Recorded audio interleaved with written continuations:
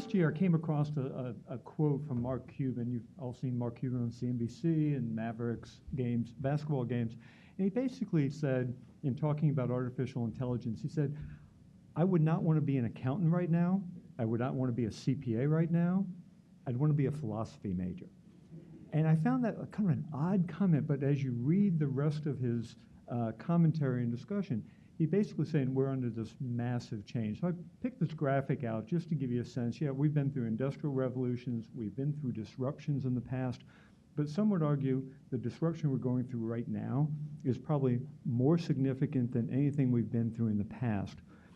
So then I started thinking about our mission at the FASB.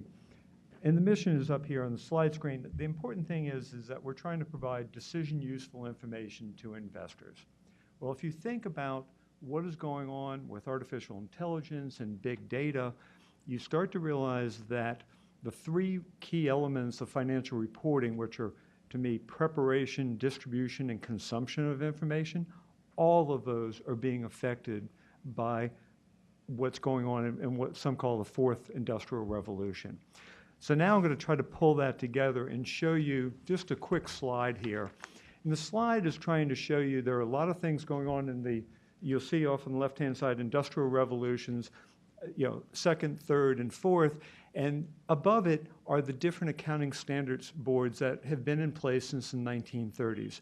And basically, we've had accounting standards boards from the second to the third and now to the fourth industrial revolution. So not only is the environment changing, but the way standards are set in the U.S. are also changing. And what this is trying to capture is, instead of being a very prepared, no offense, Jason, but not a practitioner focus, the accounting firms were really setting the accounting standards.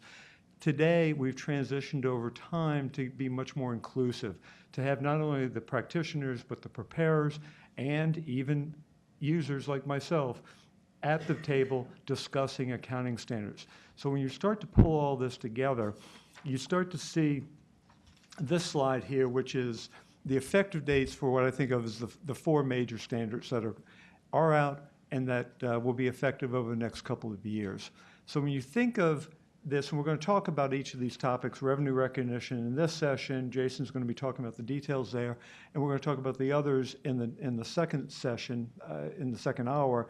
Think about what these standards are in terms of trying to provide decision-useful information, and think of it in terms of these standards are to provide better quality information. And when I think of better quality, I think of aligning the accounting and the economics. Sometimes they match up in standards today, sometimes they don't. We'll talk a little bit about that. And then the quantity of information.